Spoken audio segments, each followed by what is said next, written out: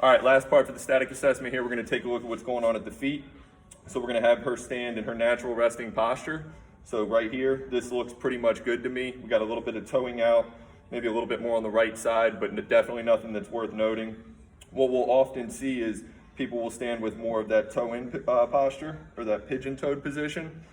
And with this, it's not 100% of the time, but what this could be indicative of is a little bit of excessive internal rotation at the hip because of what's going on at the foot.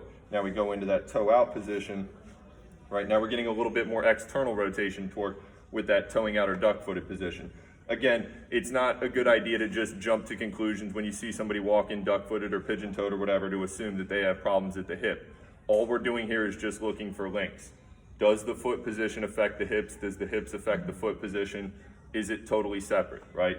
And everything is case by case. But going back into a neutral position, what we're gonna look at now is pronation versus supination of the foot. So if she goes into an excessively supinated stance or more pressure out on the pinky toes, we know that that's going to tend to favor, or athletes are gonna tend to favor more of that opened hip position. So more sumo work, more wide stance stuff. This could also have some involvement with how deep the hip socket is.